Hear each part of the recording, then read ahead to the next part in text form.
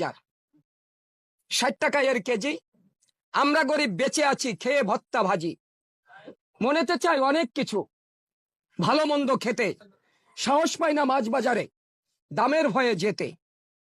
ছোট ছোট ছেলে মেয়ে না বুঝে ধরে কত বায়না, দীর্ঘশ্বাস বুকে চেপে বলি বাবা আমরা হলাম গরিব মানুষ, এসব কিছু খায় না। আয় হয় না 500 টাকা, মানুষ 8 জন, নুন আনতে পান্থা শেষ, পাই না কারোর মন। ভুলে গেছি গরুর গোস্ত, না মানি না মুখে, ওসব এখন ধনির পণ্য, তারা খেয়ে থাক না বেঁচে সুখে। বলবো শুনবে ইলিশ মাছ, রূপকথার এক গল্প, সেই যে কবে খেয়েছিলাম, দাম ছিল তখন অল্প।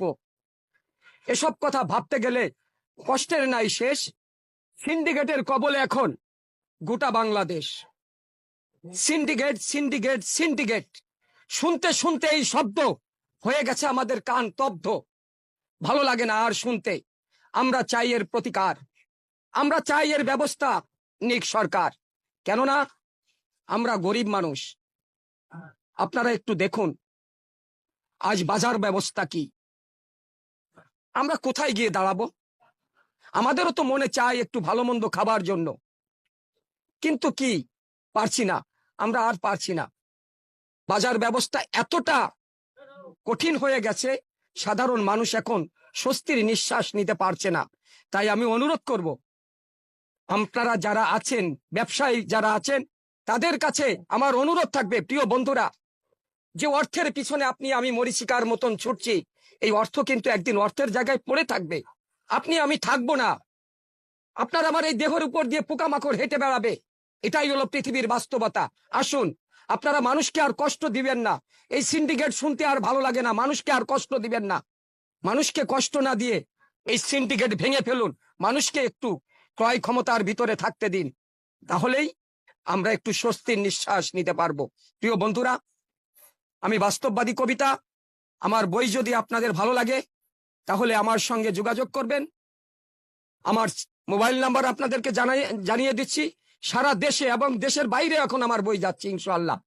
তো আমার মোবাইল নাম্বার 01949549456। আমি আবারও বলছি 01949549456। এবং হোয়াটসঅ্যাপ, ইমো আছে, যদি বই দরকার হয় আমার সাথে সরাসরি যোগাযোগ করবেন। সঙ্গে আমার একটা চ্যানেল আছে, আমার চ্যানেলটার নাম প্রিয় জন্মভূমি। ফেসবুক পেজে গিয়ে বাংলায় লিখবেন প্রিয় জন্মভূমি, অথবা ভয়েস দিবেন। আপনি যদি আমাকে এই চ্যানেলটা একটু ফলো করে দেন বন্ধু, আমার অনেক বড় উপকার হবে।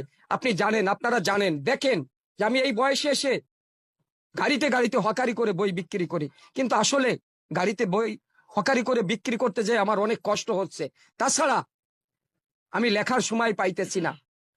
আমি যদি কলম ধরি ঘন্টার পর ঘন্টা আমার কলমের মাথা ওঠে না, কিন্তু বাস্তবতা হলো যে আমি লেখার সুযোগ পাচ্ছি না।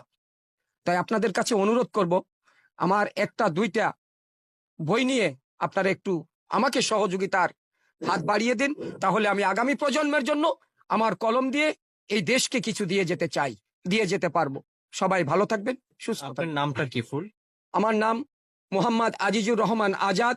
এখন সবাই কবি আজিজুর রহমান আজাদ বলে ডাকে। আচ্ছা, আপনি তো আমরা বিভিন্ন জায়গায় দেখে থাকি আপনি লোকাল বাসে উঠে বই বিক্রি করছেন।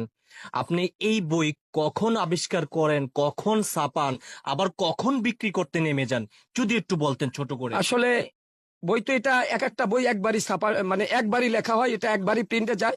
এটা এখন ইচ্ছা মতন যখন খুশি তখনই ছাপানো যায়। শুধু ফোন করে বললে হয় যে আমার এত পিস বই ছাপিয়ে দিন, এই নামের এত পিস, ওরা ছাপিয়ে দেয়। কিন্তু বাস্তব বই যে বললাম যে লেখার যে সুযোগ, আমি যে নতুন বই লিখবো, আমার কতগুলো বই ঘরে আছে, লেখা আছে, পাণ্ডুলিপি আছে, যেগুলো আমি অর্থের সমস্যায়, অর্থের কারণে করতে পারছেন না। ওগুলো এখন বাজারজাত করতে পারতেছি না। তারপরেও লেখার যে আর একটা বিষয়, যেটা লেখার ওই সময়টা আমি পড়তে পারি না, কি জন্য?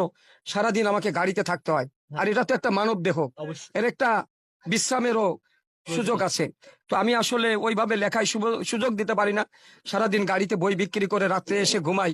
আবার একটা সময় আসে রাতের, যে লেখার সবচেয়ে উত্তম সময় হলো রাতের নিলিবিলিতে, যখন মানুষ ঘুমিয়ে যায়, পৃথিবী নিস্তব্ধ নিধর হয়ে যায়।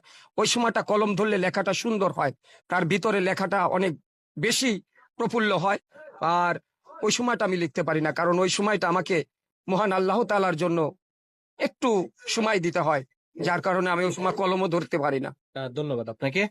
দর্শক, ভিডিওটি আপনারা দেখছেন, যে যেখান থেকে দেখছেন কমেন্ট সেকশনে আপনাদের মতামত জানাবেন।